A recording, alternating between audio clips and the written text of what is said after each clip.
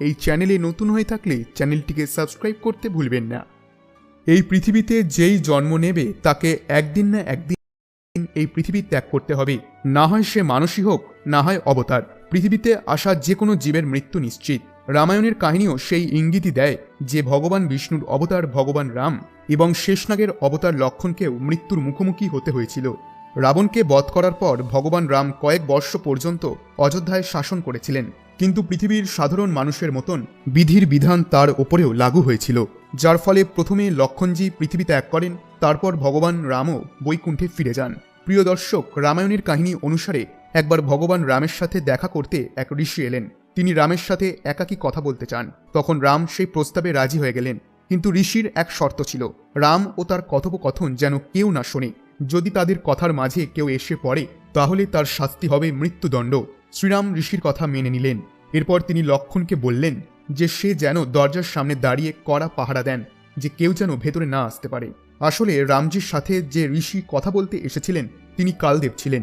তিনি ছদ্মবেশে এসেছিলেন শ্রীরামকে এই কথা বলার জন্য যে এই পৃথিবী লোকে তার সময় শেষ হয়ে এসছে। লক্ষণ একথা জানতেন না, তিনি দরজার সামনে পাহারা দিচ্ছিলেন।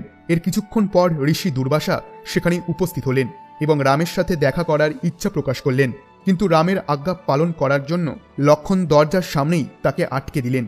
লক্ষণ বিনতি করলেন ভেতরে না যাওয়ার জন্য। একথা শোনা মাত্র দুর্বাসা ঋষি ক্রোধিত হয়ে উঠলেন। তিনি লক্ষণ সহিত গোটা অযোধ্যা নগরীকে অভিশাপ দেওয়ার কথা বলতে লাগলেন। এই সময় লক্ষণ তাকে শান্ত করলেন। লক্ষণ ভাবলেন, যদি গোটা অযোধ্যা নগরীতে অভিশাপ লেগে যায় তাহলে অনিষ্ট হয়ে যাবে, এর চেয়ে ভালো আমি মৃত্যুদণ্ড গ্রহণ করে নিই। কথা মতন লক্ষণ সেই কক্ষে চলে গেলেন। সেখানে ঋষি ও রামের গোপন কথোপকথন চলছিল। তখন লক্ষণ শ্রীরামকে সব কথা খুলে বললেন। এদিকে ঋষি দুর্বাসা ও রামের সাক্ষাৎকার তো হলো, কিন্তু প্রতিজ্ঞা অনুসারে লক্ষণের প্রাণদণ্ড পাওয়ার কথা।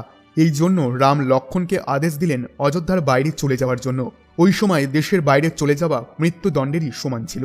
লক্ষণ এরপর দেশ ত্যাগ করে সরেয়ু নদীর তীরে চলে গেলেন এবং নদীর জলে তিনি শরীর ত্যাগ করলেন।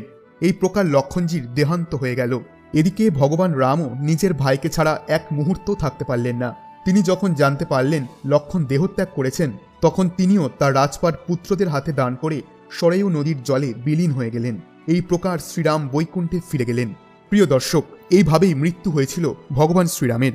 ভিডিওটি যদি আপনাদের ভালো লেগে থাকে ভিডিওটিতে একটি লাইক করতে ভুলবেন না এবং পৌরাণিক সংক্রান্ত আরও তথ্য পেতে আজব কাহিনী চ্যানেলটিকে সাবস্ক্রাইব করতে ভুলবেন না, কারণ আমরা এই সংক্রান্ত ভিডিও